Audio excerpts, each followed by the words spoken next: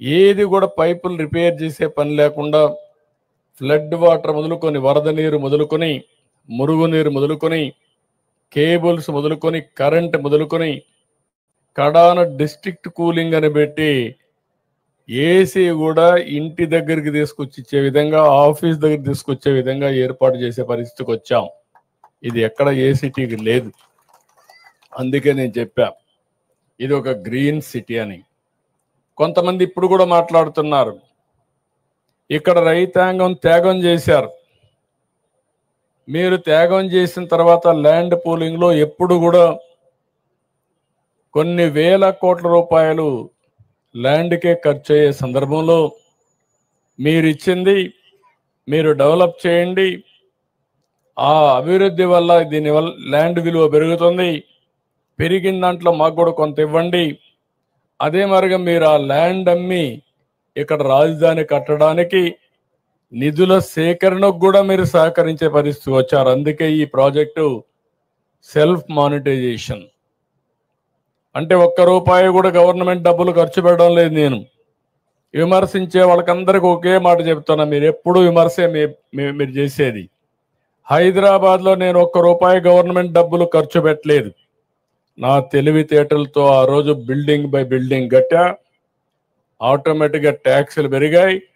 ఈరోజు హైదరాబాద్ నగరం వల్ల తెలంగాణ రాష్ట్రానికి 70% వనరులు హైదరాబాద్ నుంచి వస్తున్నాయంటే అది ఆ రోజు నేను వేసిన ఫౌండేషన్ అని చెప్పి మీకు తెలియజేస్తున్నా. అక్కడ ల్యాండ్ ఇచ్చాను, ఇక్కడ ల్యాండ్ పూలింగ్ లో ల్యాండ్ మీరు ఇచ్చారు. ఆ ల్యాండ్ లో కొంత ల్యాండ్ రిజర్వ్ చేసి ఆ ల్యాండ్ కూడా అమ్మి ఇప్పుడు నిన్న చూస్తే హైదరాబాద్ లో నాకు ఎంత ఇది రాయదుర్గ్లో ఎకరా 177 కోట్లు. నేను హైటెక్ సిటీ స్టార్ట్ చేసినప్పుడు హైటెక్ సిటీ ఎదురుగా ఎకరా 1,00,000 రూపాయలు. ఈరోజు 177 కోట్లు అంటే ఎన్ని రెట్లో మీరు ఒకసారి ఆలోచించుకోండి. అంటే ఈరోజు మీరు గుర్తుపెట్టుకోవాల్సింది, ఈరోజు సిటీ ఇక్కడికి ఆగిపోతే ఒక చిన్న సిటీగా తయారవుతుంది. హైదరాబాద్ ప్రారంభించింది సైబరాబాద్లో, ఎయిర్పోర్ట్ ఎక్కడ కట్టాం శంషాబాద్లో, ఇంకొక పక్కన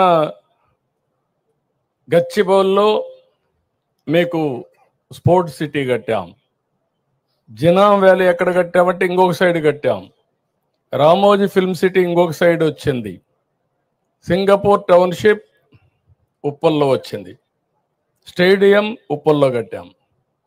దాంతో ఏమైందంటే 9 మున్సిపాలిటీలు కలిపి ఔటర్ రింగ్ రోడ్ వేసి 163 కిలోమీటర్ల రోడ్ వేసి హైదరాబాద్కి ఒక వడ్డాణం, ఒక నెక్లెస్ తయారు చేశాం.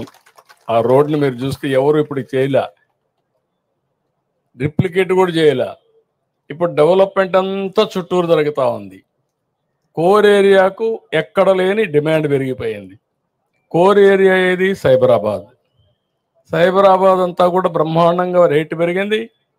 అక్కడి నుంచి చుట్టుపక్కలంతా పెరిగే పరిస్థితికి వచ్చింది.